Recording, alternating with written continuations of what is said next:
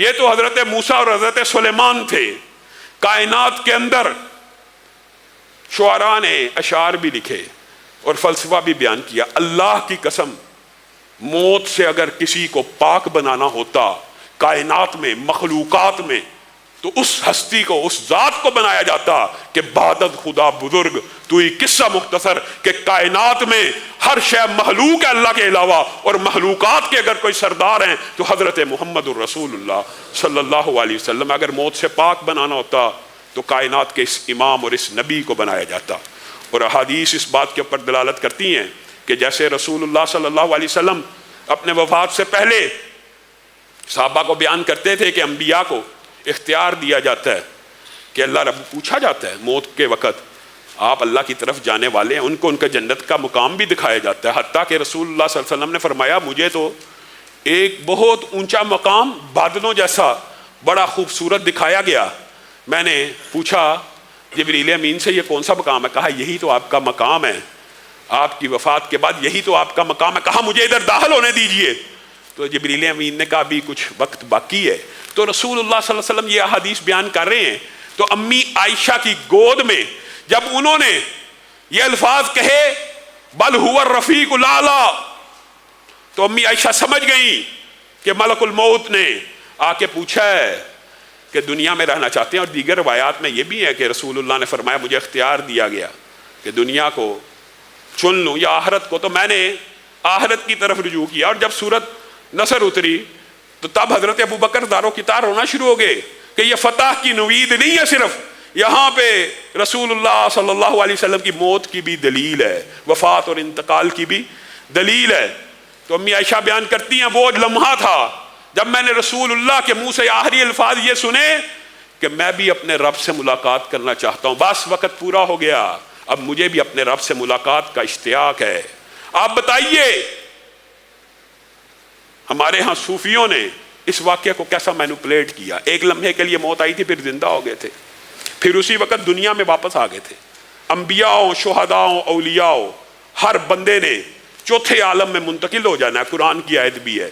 اور جب مر جائے پھر برزخی زندگی میں قدم رکھ دینا ہے. برزخی زندگی انبیاء کی واقعہ معراج میں آپ پڑھ چکے ہیں کہ نبی کریم صلی اللہ علیہ وسلم کی انبیاء سے ملاقاتیں بہت بلند ہے. شہداء کی اگر اتنی بلند ہے تو انبیاء کی بھی بہت بلند ہے. لیکن وہ زندگی ایسی ہے جہاں سے اس دنیا عالم میں واپس آنا، اس عالم دنیا میں واپس آنا ممکن نہیں ہے. اور اس کے دلائل بے شمار ہیں.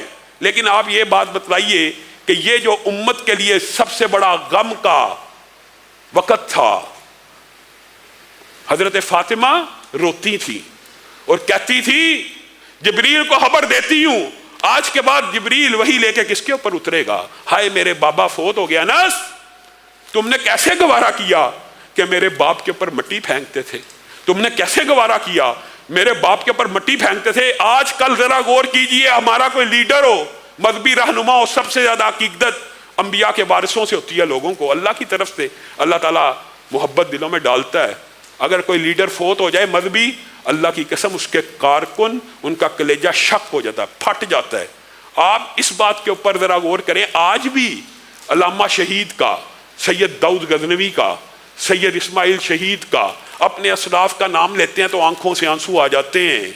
وہ عظیم الشان اور جلیل القدر پیغمبر جب دنیا سے چلا گیا صحابہ زاروں کتار رو رہے ہیں، حضرت فاطمہ رو رہی ہیں، حضرت عمر معاذ اللہ توہین مقصود نہیں ہے، لیکن اس وقت ہوش و حواس مکمل برقرار نہیں رہے، کھڑے ہو گئے خبردار رسول اللہ فوت نہیں ہو سکتے.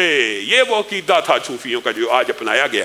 اسی وقت یہ اشکال ان کو بھی پڑ گیا، رسول اللہ فوت ہو گئے، رسول اللہ فوت نہیں ہو سکتے. اس وقت حضرت ابو بکر نے امت کو عقیدہ سلیم دیا جس کے اوپر امت کا اجماع ہو گیا. وما جعلنا لبشر من قبلک الخلد افإن مت فهم الخالدون انک میت وانہم میتون. اے اللہ کے رسول، آپ سے پہلے بھی کسی بشر کو ہم نے ہمیشہ کی زندگی نہیں دی. اگر آپ فوت ہو جائیں گے تو کیا یہ دنیا میں زندہ رہ جائیں گے؟ انک میتون، آپ بھی فوت ہونے والے ہیں. اور انہوں نے بھی سب کے سب نے فوت ہو کے اپنے رب کی بارگاہ میں پیش ہو جانا ہے.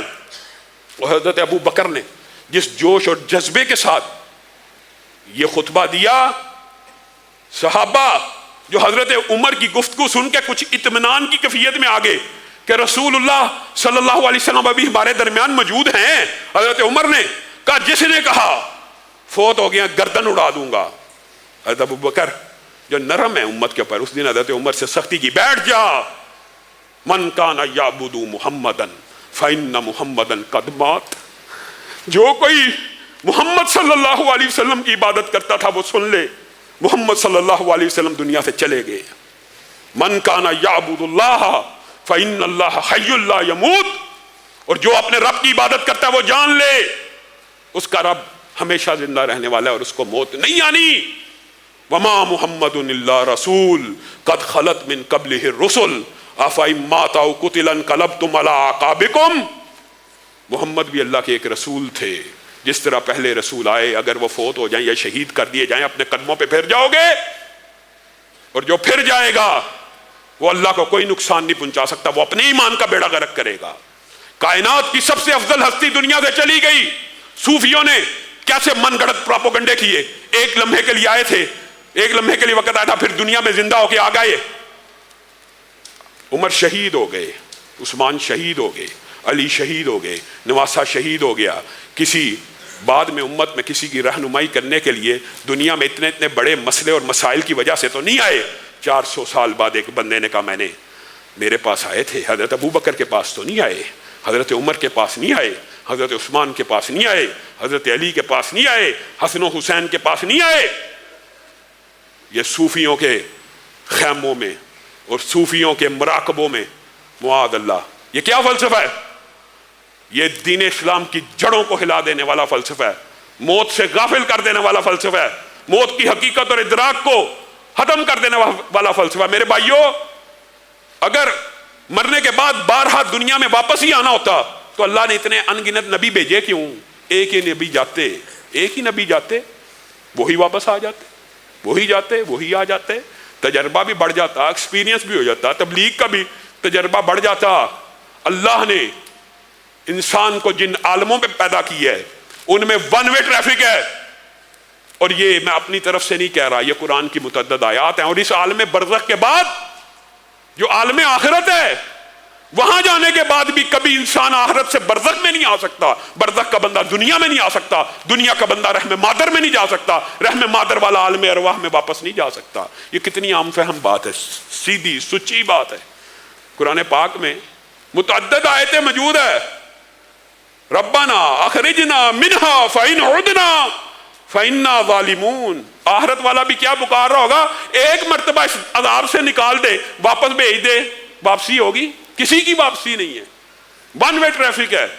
اور اس ون وے ٹریفک کے اندر عقل اور شعور کے جو مدارج ہیں وہ بھی اسی طرح ہیں۔ میں یہ ذاتی سمجھتا ہوں ذاتی طور پہ کہ ان علماء کا موقف راج یہ ہے کہ عقل و شعور ہر عالم میں بڑھتا چلا جاتا ہے، بڑھتا چلا جاتا ہے۔ پہلے عالم میں کم تھا، رحم مادر میں کچھ بڑھا، عالم دنیا میں کچھ بڑھا، برزخ میں پورا عقل و شعور آ جاتا ہے، اور آخرت میں انسان کے عقل اور شعور کی کیفیت یہ ہوگی، وہ کہے گا یہ دنیا تو ایک خواب تھا، ایک خواب تھا۔ حقیقت وہ ہے، اصل زندگی وہ ہے۔ اللہ رب العزت جو کہا گیا، جو سنا گیا، اس کو سمجھنے کی توفیق عنایت فرمائے۔ سبحان ربک رب العزت عما یصفون وسلام